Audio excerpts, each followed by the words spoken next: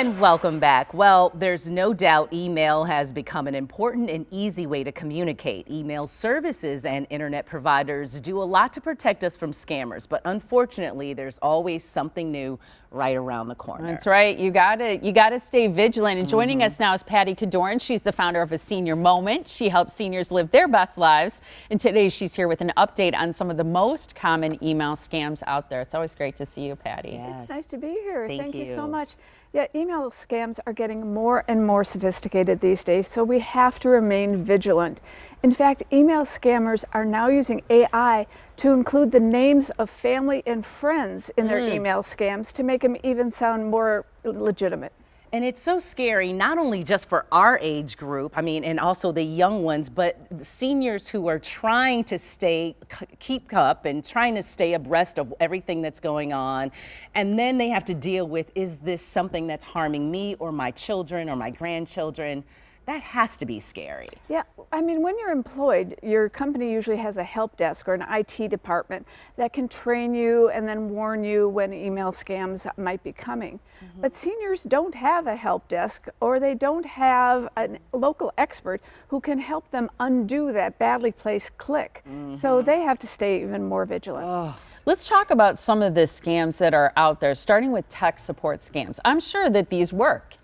Yes, in fact, your producer Katie told me recently that she was the victim of a tech support scam.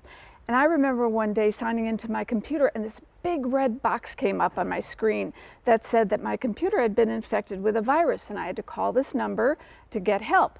Well, I'm embarrassed to say I did call, but eventually I did figure out that it was a scam and that I did not give them any more information. And these tech support scams can come from a variety of different fraudulent sources. It can say that they are your help desk. They can say they're from Microsoft, from Apple, or from even an antivirus company. Well, I have to admit, I fell for that one too a while back. I fell for that one too. I mean, immediately when she answered, I knew it at that moment. Yeah. So I played along just to see, but just to see what she would say, and then at the end I got her. But that's another story. But okay, now Amazon, we all are ordering from Amazon. A lot of people, don't have time to run out and go to store from store to store to store, so they order from Amazon. I would imagine that there are big Amazon scams. Yeah, in July it was reported that there was a scam from Amazon where the fraudulent email said that you needed to renew your Amazon Prime account. And this was just phishing to steal your password or direct you to get personal information.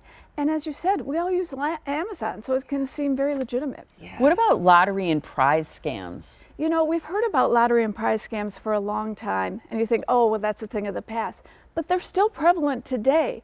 So you get an email saying that you've won a lottery, a prize, or an inheritance, but first you have to pay an upfront payment or a fee in order to collect your prize.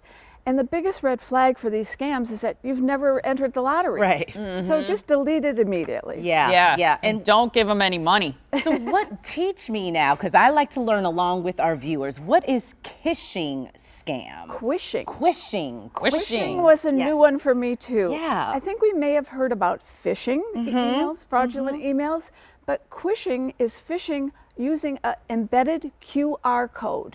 And they ask you to click on the QR code in the email that will redirect you to a site.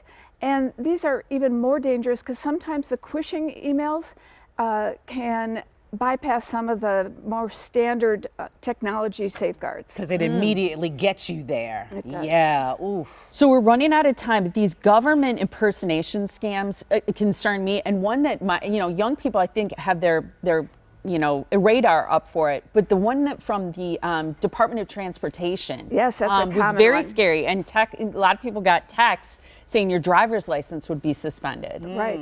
We've been talking about emails, but texts and phone calls, there's a ton of scams via text and via email. So you have to be vigilant over all of these platforms. And especially with AI, Yeah. if they've gotten so personal. So is a good advice if someone is watching, if any of that happens, don't click on it or hang up and call a number back. Give us a quick little advice that we can give our viewers. Look in the email address. If they say they're from Microsoft Microsoft and they're advising you about your computer, sometimes there's not even the word Microsoft in the email address. Okay. And if they ask for gift cards, that's also a red flag. Yeah, or money up front for sure. Money up front. Such Patty, great thank you so information. much. Be careful out there. That's right. Okay, to rewatch Patty's segment on the Morning Blend or read her blog, go to aseniormoment.org. Such great information.